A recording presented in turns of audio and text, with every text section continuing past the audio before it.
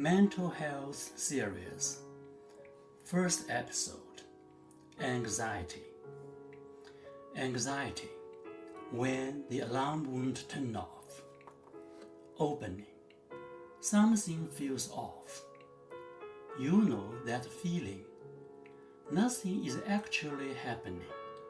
No one is yelling. No emergency alert has gone off. From the outside, your life looks perfectly ordinary, but inside, something is already racing. Your heart is a little too fast. Your chest feels a little tight. Your mind keeps circling back to the email you haven't answered, to the conversation that felt slightly off, to a meeting tomorrow, to a future that hasn't happened yet, but somehow already feels dangerous. So you tell yourself, calm down, you're fine, and maybe you're fine, but your body does not seem convinced. That is the strange cruelty of anxiety. It can feel like danger even when there is no clear danger in the room. It can look invisible from the outside and still take up almost all the space inside your day. This episode is about anxiety disorders, where they come from, how humans learned to name them, how they are diagnosed, and what actually helps. It is also the first episode in a small series. Next, we will talk about depression. After that, we will come back to the question so many people quietly carry. Why do anxiety and depression so often show up together? Part 1. Anxiety was a gift, once. Here is the first thing to understand. Anxiety is not a design flaw. For most of human history, anxiety was protection. Imagine walking near tall grass thousands of years ago. You hear a sudden rustle. Before you can think, before you can decide whether it is wind or an animal, your body has already begun to react. Deep in the brain, a structure called the amygdala helps detect threat. When it senses the danger, it can trigger a response in milliseconds. Your heart rate rises, your muscles tighten, your breathing changes, your attention narrows. This is the fight or flight response. It is not elegant. It is not philosophical. It is fast, and fast mattered. If you waited too long to ask, is that really a predator? You might not get another chance. So the system was built to be cautious. Better to mistake a shadow for danger than to mistake danger for shadow. In that sense, anxiety began as a gift, a built-in early warning system shaped over hundreds of thousands of years to keep us alive. The problem is that we are still carrying that ancient alarm into a world with very different threats. Part 2. The modern tiger does not leave. Modern life has a strange problem. The tiger never really leaves. Of course, most of us are not running from actual predators. The modern tiger is an unread message, a performance review, a medical bill, a relationship that feels uncertain, a parent asking, "So what is your plan?" A worry you cannot even name.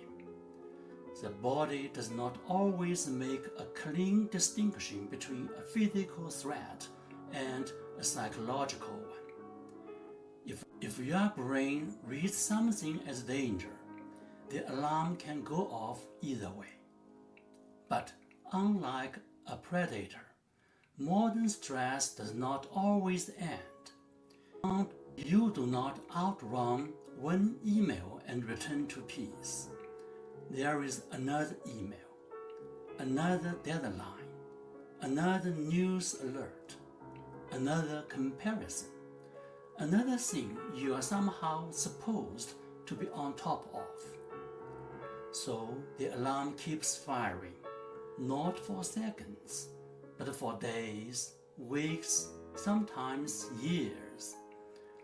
When the alarm system stays on too long, it stops being helpful.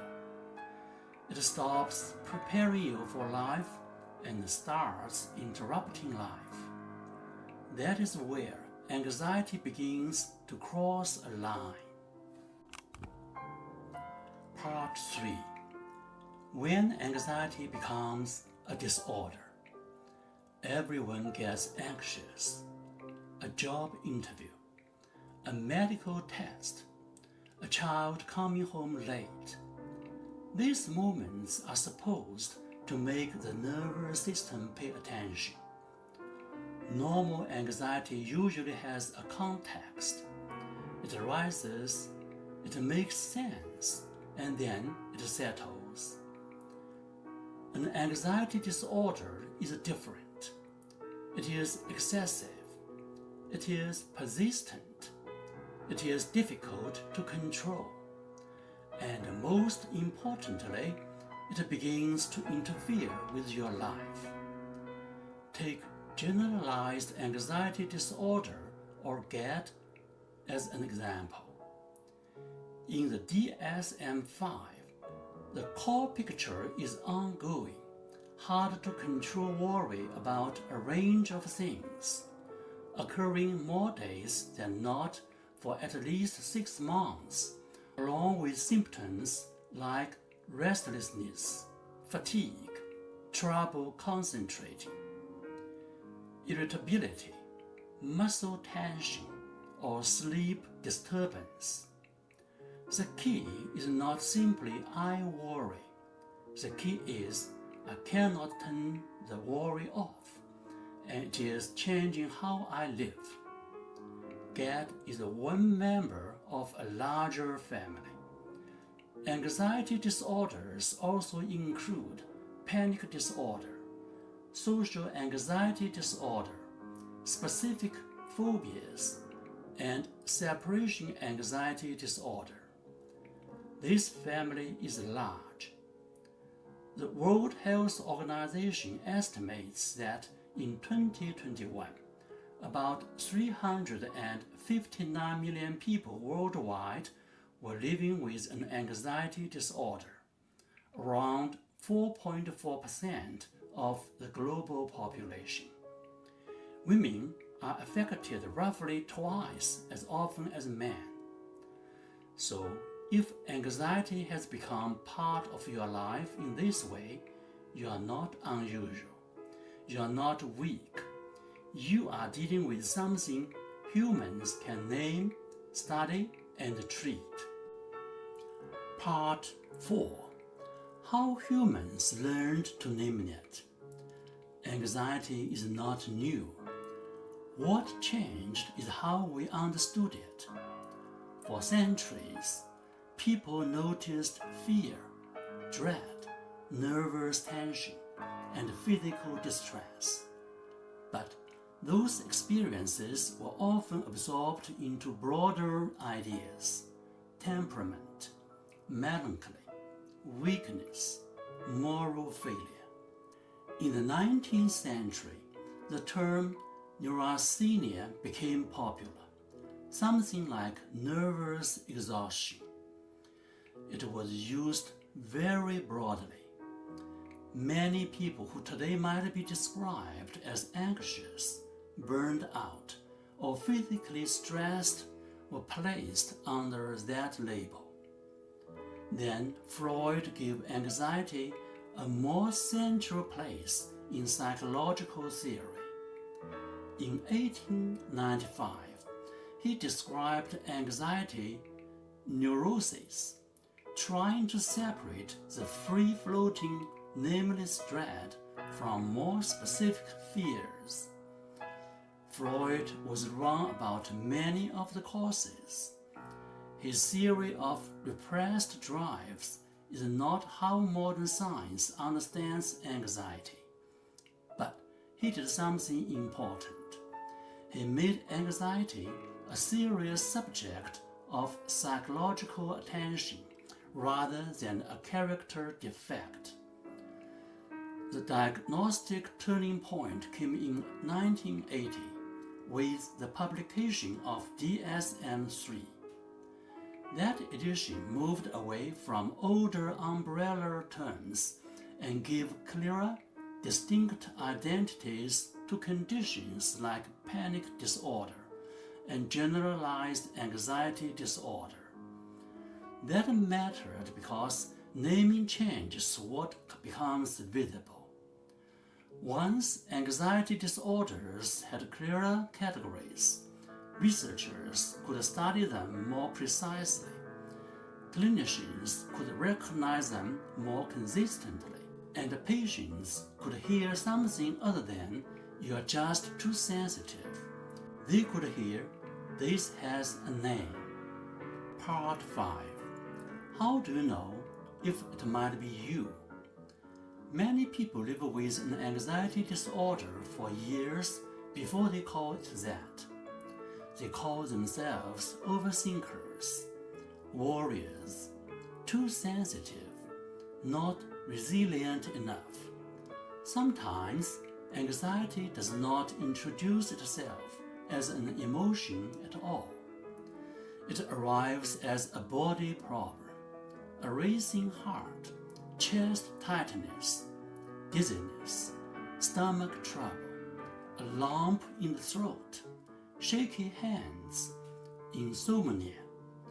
A person may go through heart tests, stomach tests, blood work, and repeated medical checkups before anyone asks, could anxiety be part of this? To be clear, the symptoms are real.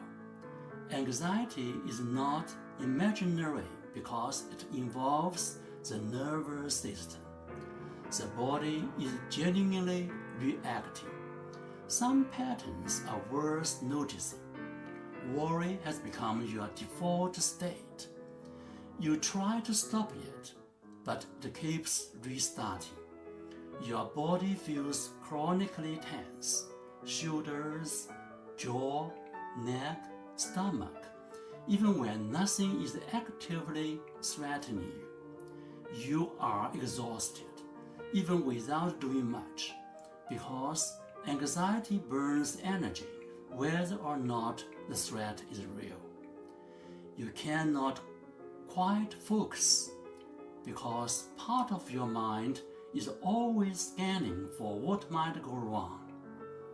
And the moment your head touches the pillow, your brain decides it is time to hold a full review of everything you have ever done and everything that might happen next. If that sounds familiar, it does not automatically mean you have an anxiety disorder, but it does mean the experience deserves attention. Not because you need a label, but because you may need support. Part 6. Getting a diagnosis. Asking for help can sound simple from the outside. Just make an appointment. Just say what is happening. But for many people, that step is genuinely hard. Anxiety can make you doubt your own need for help. What if I am overreacting? What if nothing is actually wrong? And this is just who am I? A good evaluation is not about judging you. It is about sorting things out. Anxiety disorders are usually diagnosed through clinical conversation, history, and validated screening tools. One widely used questionnaire is the GET-7. It has 7 items and a total score of 21. A score around 10 or above is often used as a signal that further assessment is warranted. But a questionnaire is not a diagnosis by itself. Before a clinician settles on an anxiety disorder, physical causes should be ruled out. Hypothyroidism can look a great deal like anxiety. Rapid heartbeat, nervousness, restlessness. So can too much caffeine, certain medications, substance use, and some cardiac conditions. That is why a proper medical workup matters. The goal is not to prove it is all in your head. The goal is to understand the whole picture. Body, brain, stress, sleep, habits, and history. That kind of clarity can be a relief all by itself. Part 7. Treatment, the therapy side. Once anxiety is recognized, the next question is what helps? One of the most evidence-backed psychological treatments is cognitive behavioral therapy, or CBT. CBT is not someone telling you to relax. If relaxing on command worked, anxiety disorders would be solved in one sentence. CBT is more practical than that. It focuses on the space between an event and your reaction to it. Your boss sends a message, "Can we talk tomorrow?" That is the event. Your mind fills in the rest. I must have done something wrong. I'm going to be criticized. I might lose my job. If I lose my job, everything falls apart. CBT throws it down. What is the actual evidence for this? What are the other possible explanations? What would you tell a friend in the same situation? And if the hard thing did happen, what could you realistically do next? For some anxiety disorders, exposure-based work is also important. Approaching feared situations gradually, safely, and deliberately, so the brain can learn, I can face this, and the alarm does not have to run the show. Mindfulness-based approaches can also help, not because they erase anxiety, but because they train a different relationship to it. The goal is not to never feel anxious again. The goal is to stop letting anxiety make every decision. Part 8.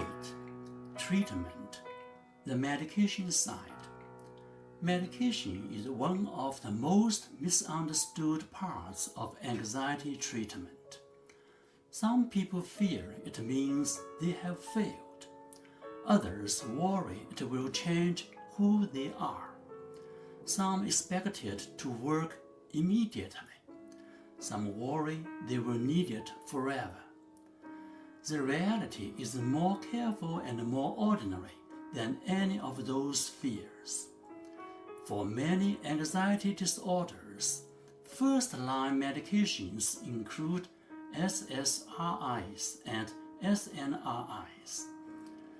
These are often called antidepressants, and that name is worth pausing on because it points toward something we will explore more fully in our later episodes on depression and the relationship between anxiety and depression. SSRIs and SNRIs are not sedatives. They do not work the way a sleeping pill works. They typically take several weeks to reach their full effect, and the dose often needs careful adjustment under medical supervision. Benzodiazepines, the family that includes medications like Valium and Xanax, work faster. They can be useful in specific, limited situations. But because of tolerance and dependence risks, they are generally not the long-term foundation of treatment. One historical date is worth remembering: 1987.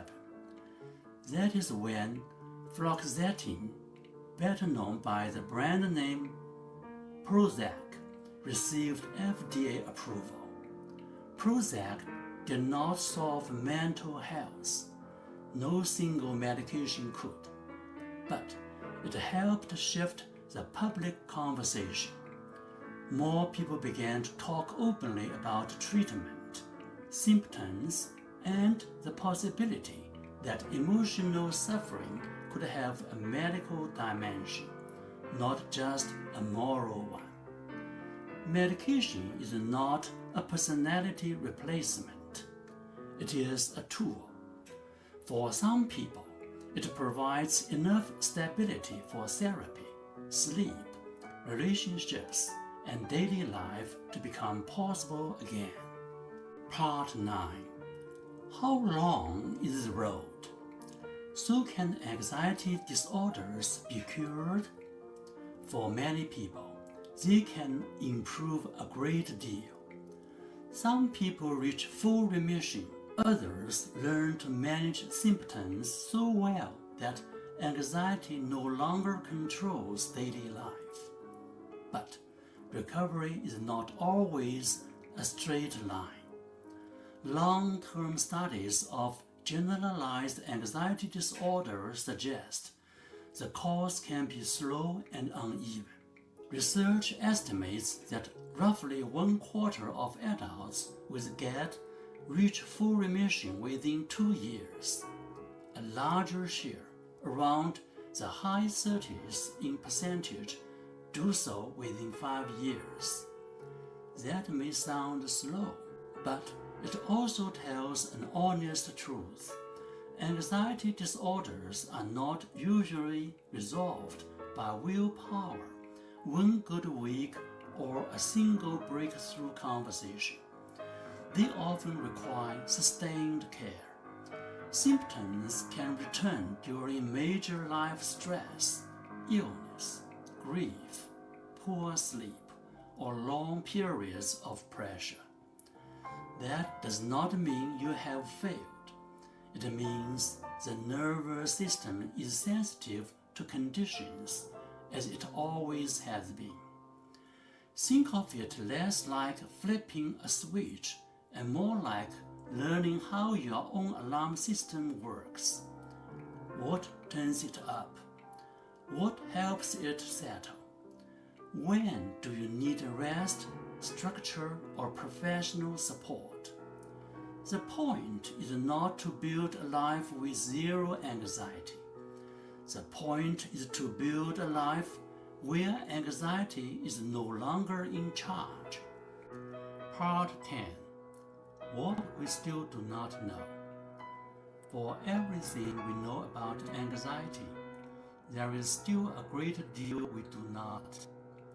Why does the same stressful event leave one person shaken for a week and another person locked in months of fear?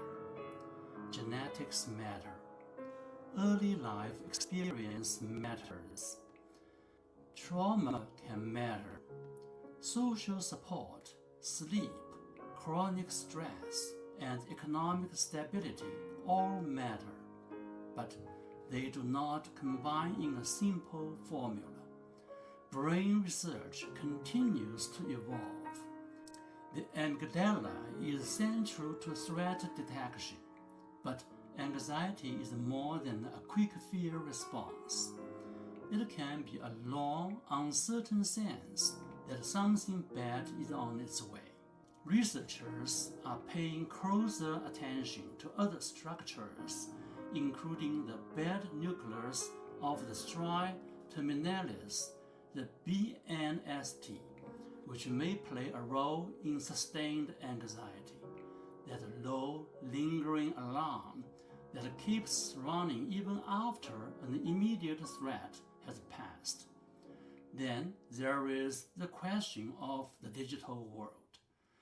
Does social media cause anxiety? Does anxiety draw people toward social media?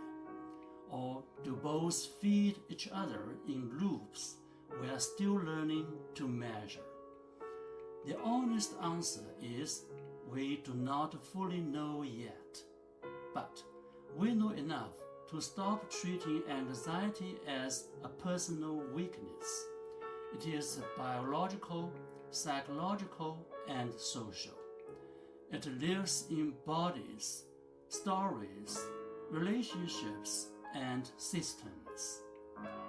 And because it has many roots, it has many possible points of entry for help. Outro: the signal that got stuck. Anxiety is a signal.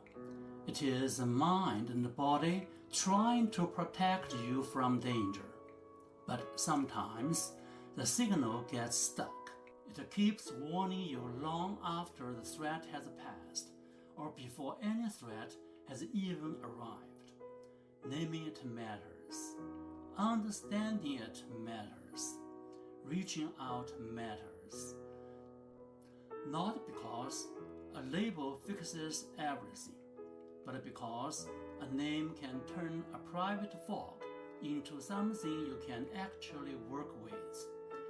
If anxiety is interfering with your sleep, your work, your relationships, or your ability to live the life you want, it is worth talking to someone. You do not have to wait until everything falls apart. Next time, we will talk about depression. It is one of anxiety's closest companions, and yet it is not the same thing. Anxiety often says danger is coming. Depression can sound more like nothing matters. Why do those two voices so often appear together in the same person? And how can we tell them apart when they do? That is where we are going next.